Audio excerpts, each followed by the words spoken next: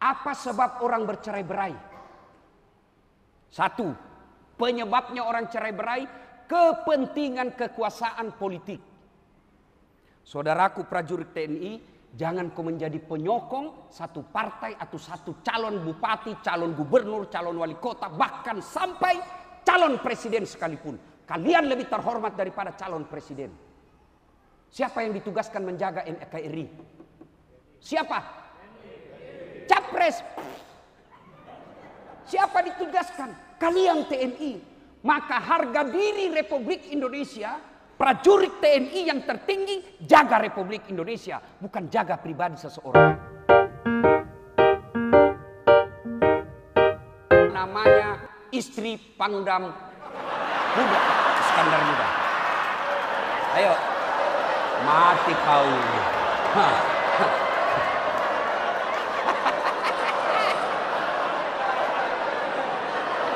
Cepat. Siap. Siap ulang.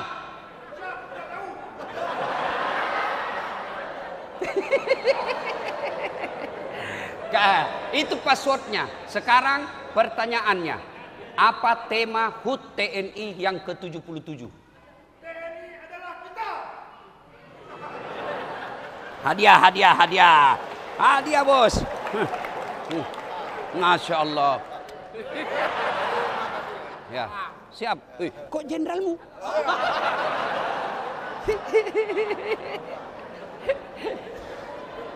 Ini Pak sengaja.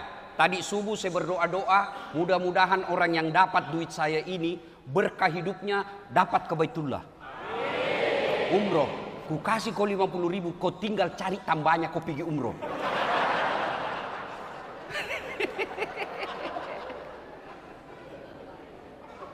Oke, tema HUT TNI kita kali ini adalah TNI adalah kita. Nah, hadiah lagi. Siapa yang tahu makna kita? Ayo, siapa yang tahu makna kita? Ayo. Yang tinggi-tinggi pangkatnya, kolonel kapan?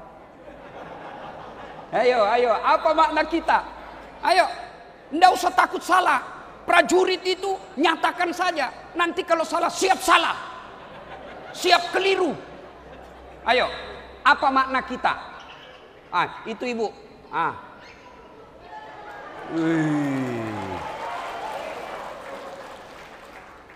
Apa makna kita?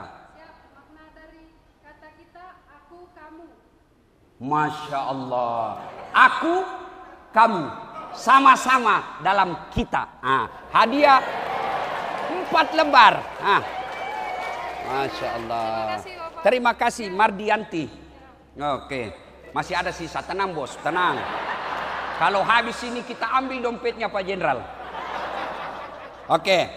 Makna kita, kalau Bapak buka Kamus Besar Bahasa Indonesia, kumpulan dari aku, kau, kalian. Kita, berkumpul kita. Ketika orang sudah berkata kita, berarti kamu bagian dari saya bagian dari kamu. Itulah TNI.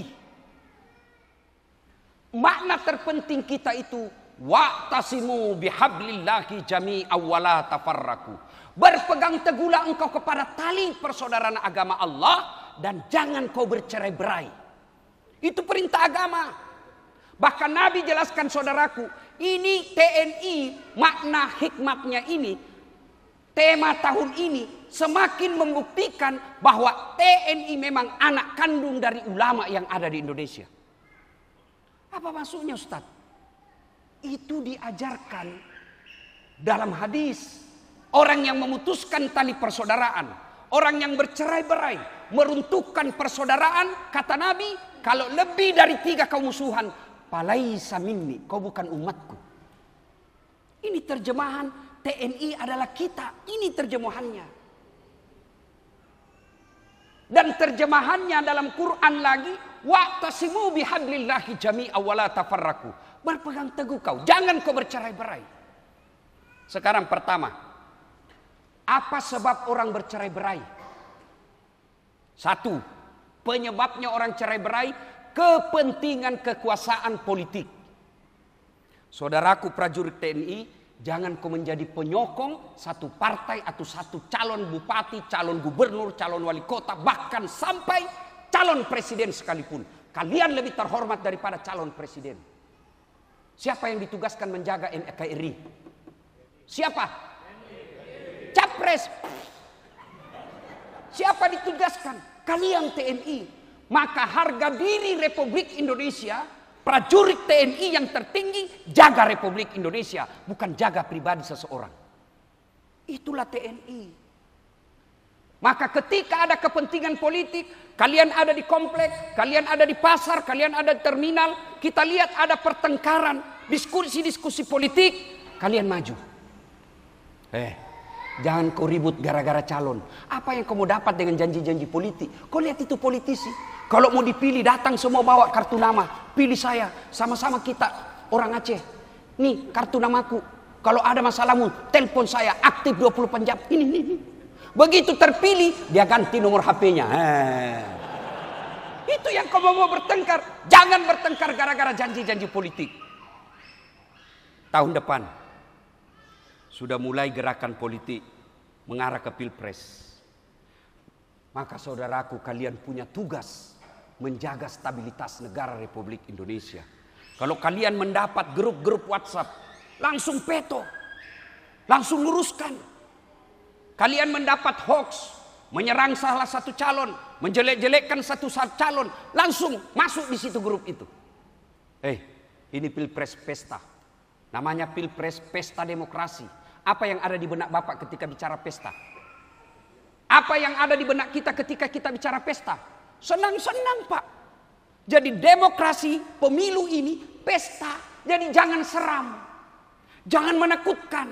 Itu tugasnya Bapak. Wujudkan ketenangan. Menjaga ukhuwah persaudaraan.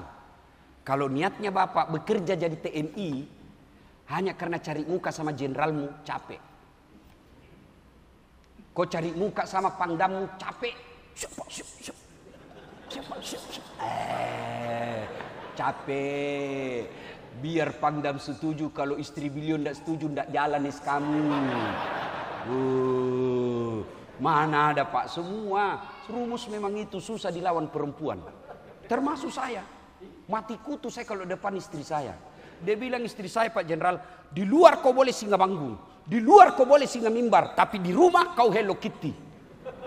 Sebenarnya oke lah, kau aja lah, atur-atur aja Pak.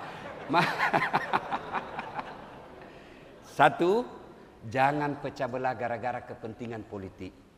Kalau Bapak mau eksis sebagai anggota TNI, jangan memihak kepada satu golongan, karena itulah awal kehancuran bangsa kita. Yang kedua, penyebab putusnya persaudaraan. Apa itu?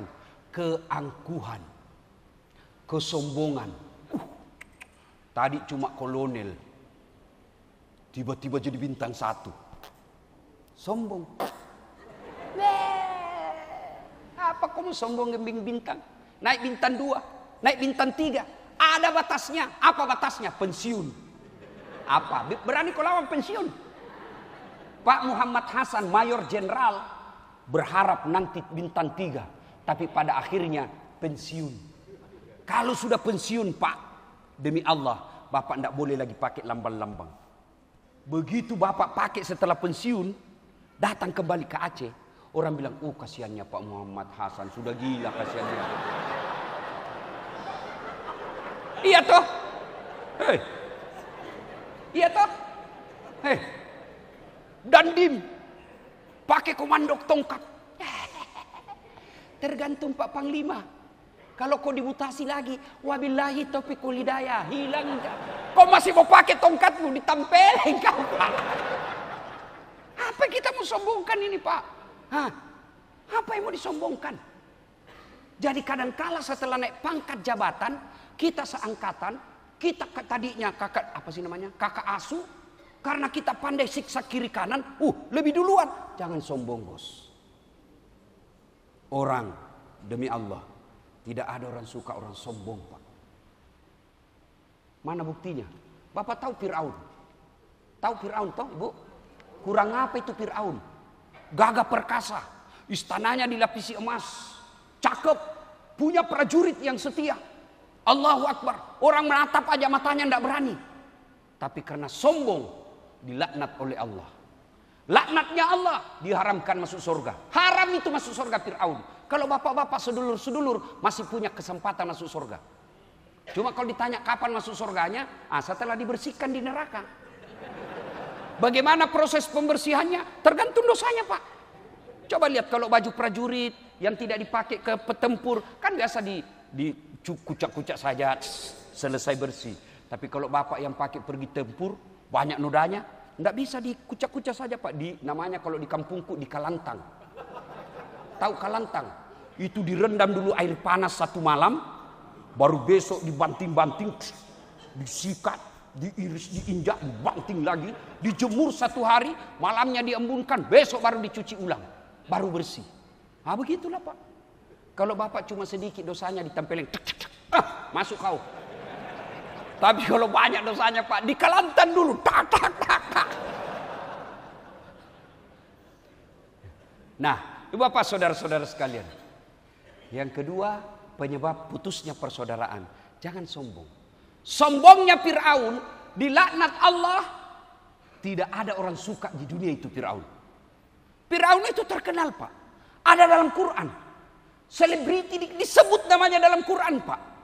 Tapi karena Allah melaknat Fir'aun, sampai detik ini tidak ada prajurit mau kasih nama anaknya Fir'aun. Kasih nama anakmu Fir'aun, itu tokoh dalam Quran. Beleng-beleng. Iya toh? Apa yang kita mau sombongkan, Pak?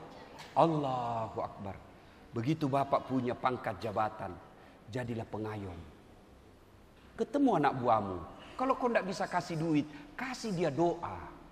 Kasih dia tutur kata yang baik. Dan kau akan dikenang meskipun kau sudah pensiun. Dan Allah takdirkan dia nanti menjadi pemimpin, menjadi orang besar. Dia akan telepon, dia hubungi. Kalau perlu dia bantu anakmu nanti. Tapi kalau kasar, disiplin tidak berarti kasar, Pak. Saya disiplin kalau tentang mahasiswa saya. Yang seksi saya suruh keluar. Tapi saya tidak kasar ngomong. Waduh, bagus pakaianmu, Dek. Saya suka. Tapi hilang konsentrasiku. Kau habisi amalku kalau kau masuk kelas. Ya sudahlah, kau tunggu saja di luar. Nanti selesai mengajar baru kita ketemu. Di luar dia, Pak. Tidak perlu, tidak mesti. Bodoh ini, keluar kau. Tidak sopan bajumu. Oh, mana Ustadz ngomong kasar begitu. Terlambat dia datang, saya disiplin, Pak. Meskipun 5 menit. Assalamualaikum Ustadz. Waalaikumsalam. Wah, jam berapa masuk, Dek? Jam 9.30 Ustaz. Jam berapa sekarang? 9.35 Ustaz. Jam berapa mesti di dalam? 9.30. Berarti terlambat kini? Iya Ustaz. Kalau begitu kau tunggu saya di luar. Nanti selesai mengajar saya traktir kau ngopi.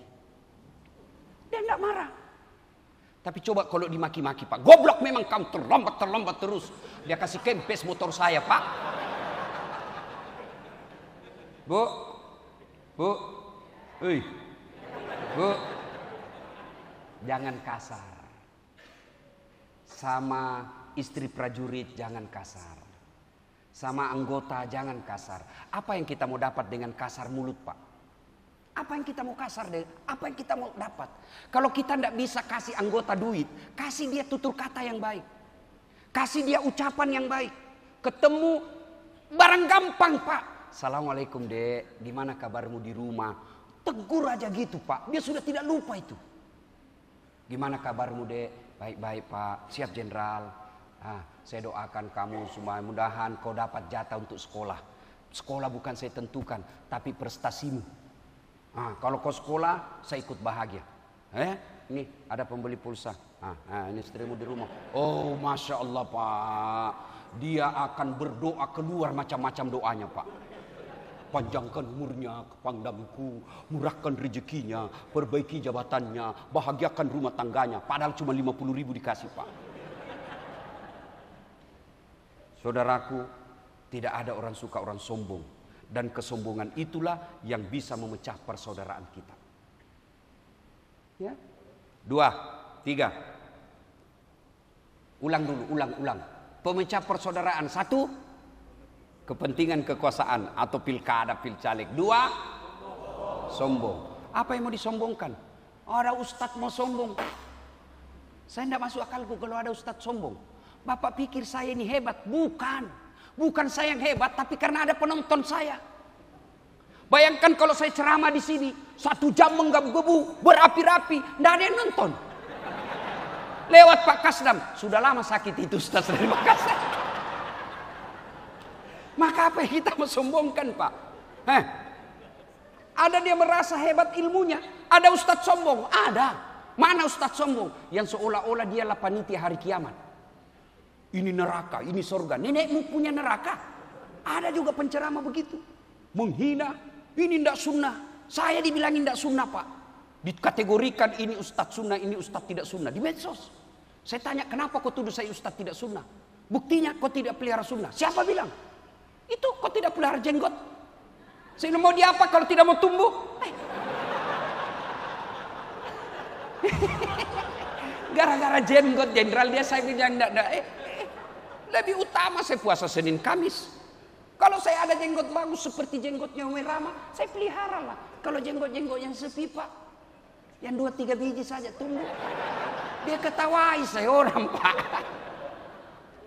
Tapi kalau mau silakan, tapi jangan kau selalu menyalahkan orang yang tidak sependapat dengan kamu. Coba dulu waktu kecil, Pak Pangdam waktu kecil.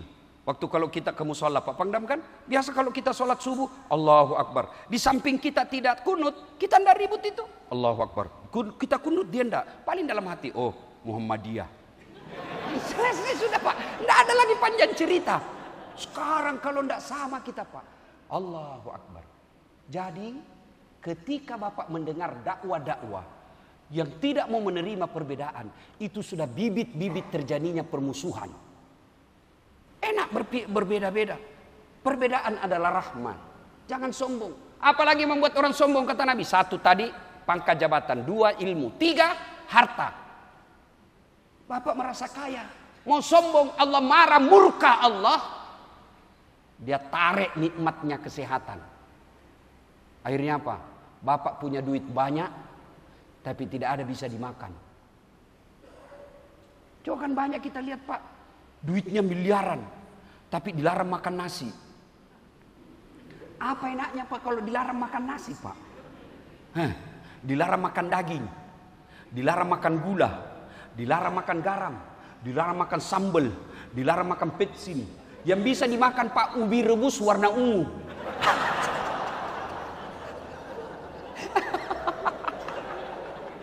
Kaya tapi hanya bisa makan ubi rebus. Kasihan. Yang bisa membuat kita sombong dan menyebabkan persaudaraan putus, yaitu bertambahnya ibadah. Yang tadinya tidak pernah Senin Kamis, tiba-tiba mulai Senin Kamis, mulai sombong itu. Yang tadinya tidak pernah sholat, tapi sholatnya sampai hitam jidatnya. Yang mau hitam jidat tidak apa-apa, jangan dicela, Pak. Dan bagus itu kalau hitam jidat, Pak. Bayangkan kalau hitam jidat, Pak, tidak mungkin Bapak masuk main biliar.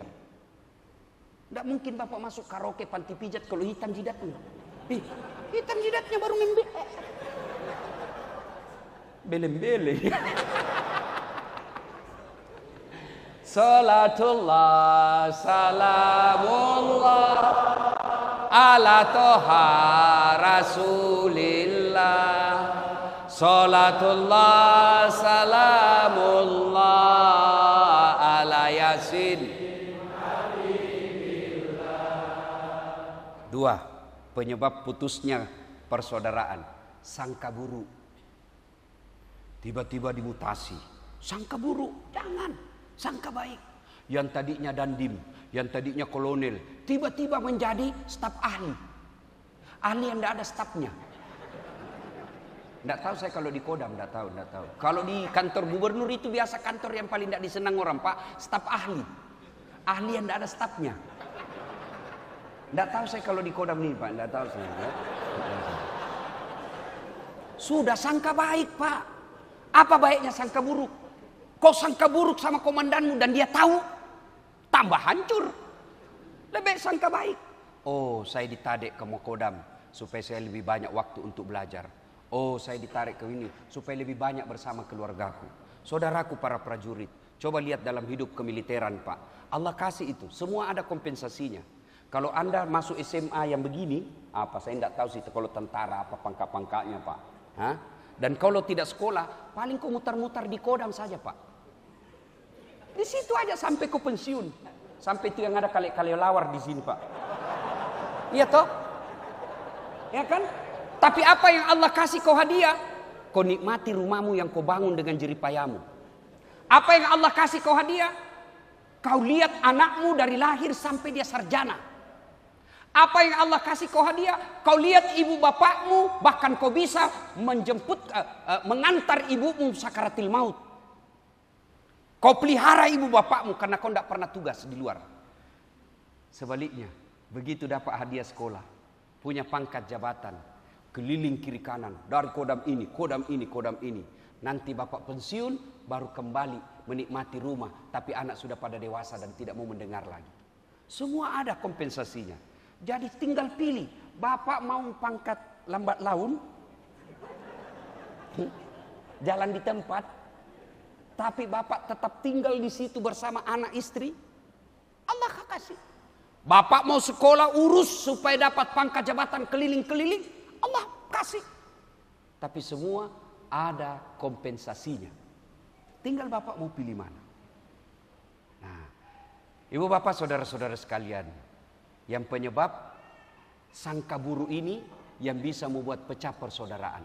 Jangankan dalam kesatuan TNI, dalam rumah tangga saja Bu, mustahil rumah tangga bisa bahagia kalau istri suka buruk sangka sama suami. Tidak mungkin. Telepon suami tidak dijawab, mulai curiga tuh. Ketemu lagi ini. Coba kalau ibu sangka baik, tenang perasaan. Telepon tidak dijawab. Oh, berarti suamiku lagi meeting. Rapat ini sama komandan. Telepon siang tidak dijawab. Oh, berarti dia lagi sholat duhur berjamaah. Telepon sore tidak dijawab lagi. Ah, bisa jadi dia lupa HP-nya ini. Tiba-tiba masuk WhatsApp temanmu. Kulihat suamimu bonceng cewek. Cantik betul. Langsung ibu pikir, oh, berarti suamiku nge-grab.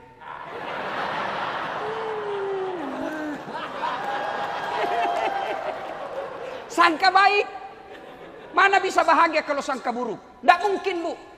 Ibu-ibu, lihat ini kasihan suamimu. Lihat mukanya ini kasihan suamimu. Allahu Akbar. Kasihan itu tentara Pak. Biasa di warung kopi, baru mau masuk sudah orang buruk sangka. Minta ditraktir lagi pasti itu. Coba lihat kasihan. Di jalan tidak dihormati. Coba kasihan. Sampai di kantor, di tenda-tenda sama komandan. Siap salah komandan. Siap salah komandan. Salah komandan. Iya toh? Sampai di rumah dimaki-maki lagi sama istrinya. Goblok memang kau. Kenapa kau tidak lawan? Apa mau dilawan? Nah dia komandan. Jangan ketawa, saya serius ini.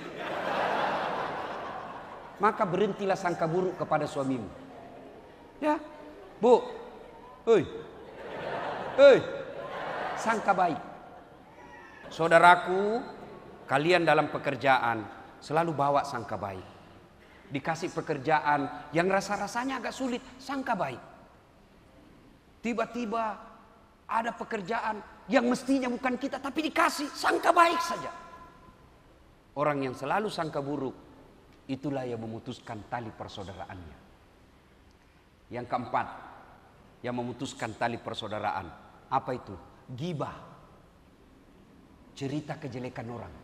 Bapak senang tidak dicerita aibnya? Tidak tahu? Begitu dicerita aib kita, meskipun dia senior, meskipun cerita itu benar, maka lambat laun kita jengkel. Lambat laun kita akhirnya tidak mau ketemu sama dia. Putus persaudaraan. Ibu-ibu, ini spesialisasi ibu-ibu. Tukang gosip. Biasa kalau di asrama tuh, dia tidak cerita itu tapi mulutnya dong, bibirnya.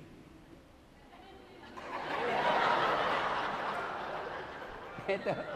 Apa.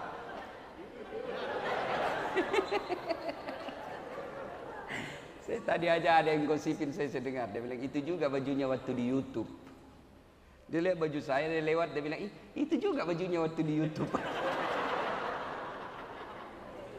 Saudaraku, kalau dulu orang malu cerita aib, sekarang Pak, Bapak tahu enggak? Hukuman orang cerita keburukan orang. Ayuhibbu ahadukum, kata Allah dalam Quran. Sukakah kamu memakan bangkai?